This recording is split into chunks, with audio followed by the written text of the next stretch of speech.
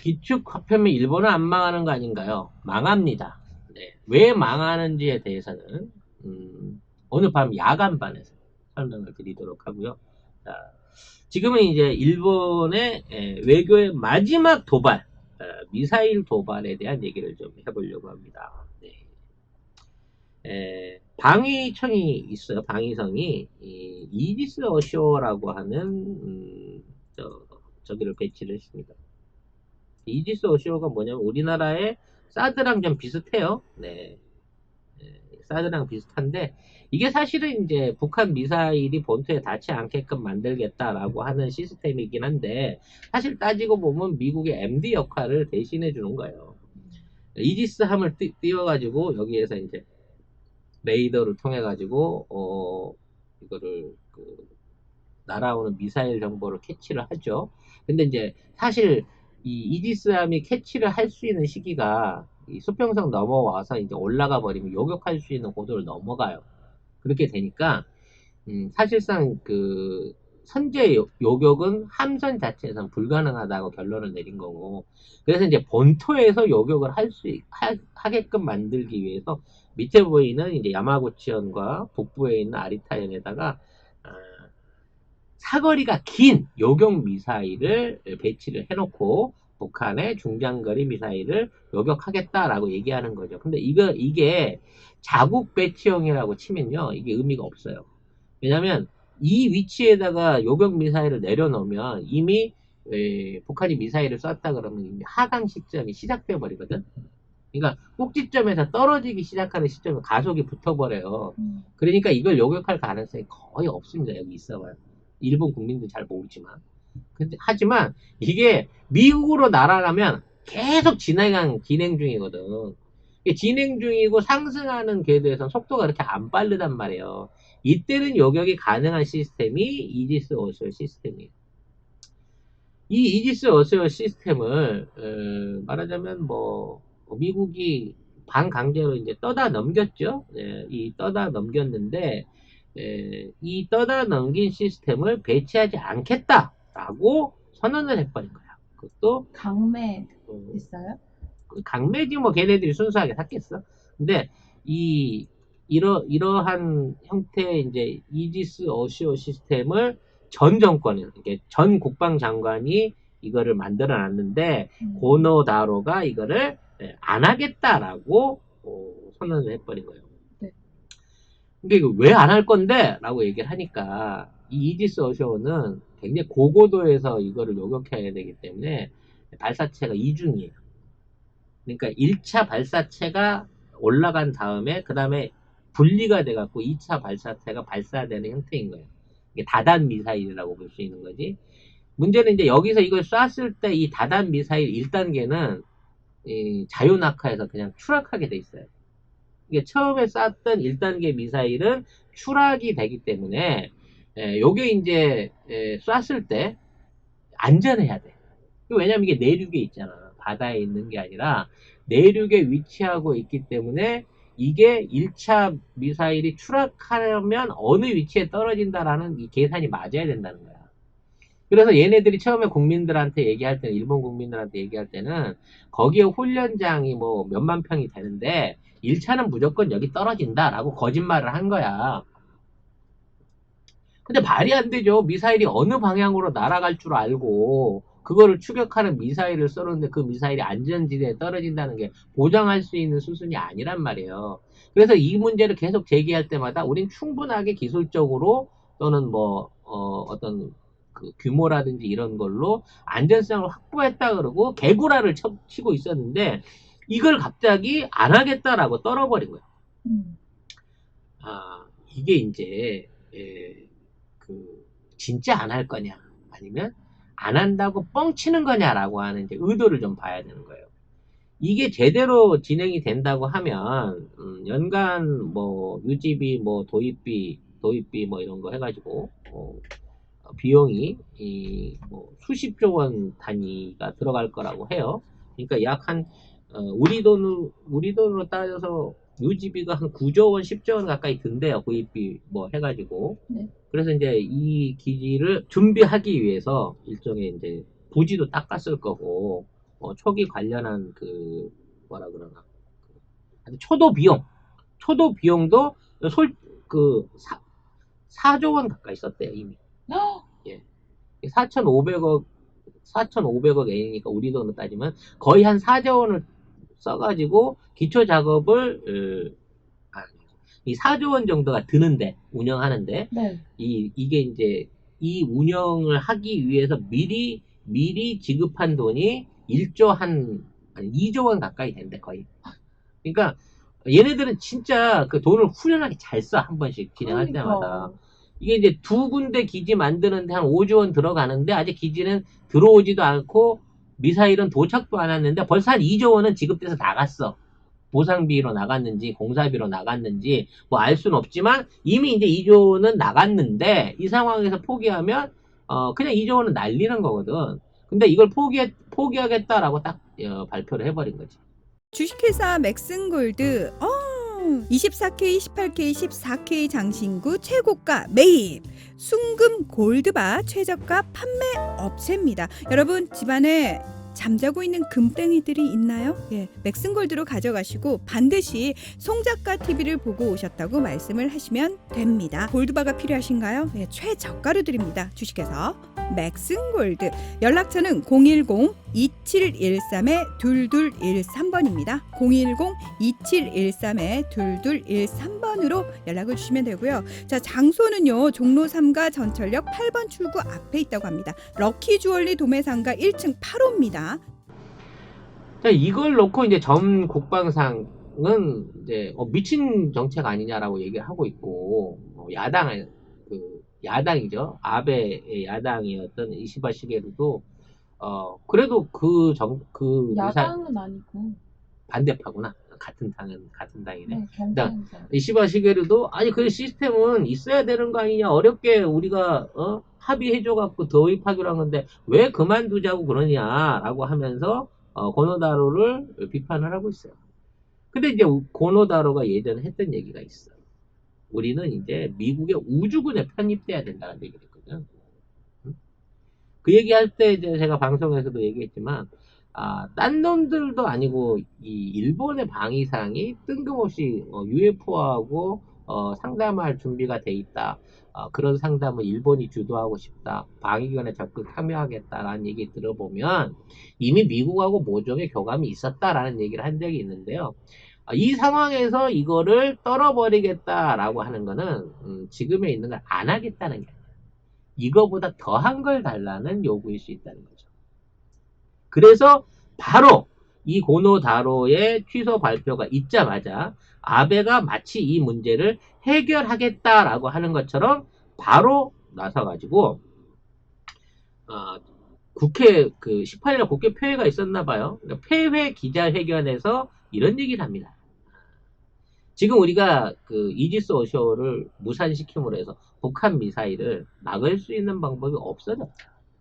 그래서 일본 국민의 평화를 지키기 위해서 북한의 탄도미사일을 직격할 수 있는 안전보장 전략을 철저히 논의하겠다라고 폭탄선을 던져버린 거예요. 그러니까 정말 기가 막히게 짜움을 마친 거지. 고노다로는 미사일 방어책을 포기한다고 갑자기 발표를 확 해. 그러니까 여론이 막 들끓어. 그거 포기하면 어떡하지? 들인 돈도 있고, 북한 미사일 어떻게 막을 거야? 라고 얘기하고 있는 참에, 이제는 막는 차원으로 안 돼. 북한에 있는 미사일 전력을 직접 공격할 수 있는 방법을 찾아야 돼. 우리가 지금, 일본 입장에서 볼 때 우리도 그 적국의 하나니까 주변국들의 상대국들의 미사일 전력은 점점 강화되고 있는데 우리가 지금 자체 방어만 하겠다고 이 방어 미사일만 있어갖고 되겠어? 이제 적기지로 공격할 수 있는 능력을 갖춰야 돼라고 하는 주장을 막 꺼내놓고 있다는 얘기죠. 네. 이렇게 되면 전쟁 비축하자는 얘기밖에 안 돼요. 네. 일본이 북한을 생각해가지고 미사일을 갖겠다. 물론 충분한 능력이 있어요. 일본 자체적으로 위성을 쏘아 올릴 수 있는 미사일 능력을 갖고 있고 수천 대 아니 만 개 단위의 그 핵폭탄을 만들 수 있는 프로트리움을 이미 확보하고 있는 데다가 얘네들이 가진 이 기술로 갖고 미국의 허가만 얻어낼 수 있다고 치면 얼마든지 새로운 형태의 핵폭탄을 제조할 수 있다는 얘기예요.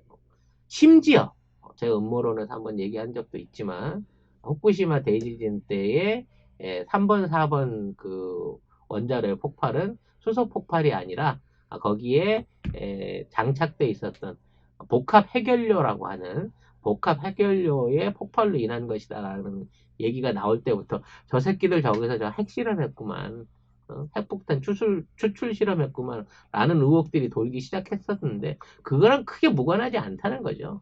어차피 아베의 근본적인 목적은 무장을 하는 거예요. 일본이 해외에 파병할 수 있는 군대를 가지고 핵무장을 하는 거였는데 지금 어차피 자기 정권의 어떤 유지가 힘들어지고 트럼프는 점점 더 엇나가고 있고 한국하고의 관계에서도 밀리고 있고 뭐 이런 어려운 상황을 한 방에 극복하기 위해서 자, 우리가 기존에 있는 요격 시스템 포기하고 이제 공격할 수 있는 무기 시스템 갖출 거야. 미국 우리한테 팔 거야?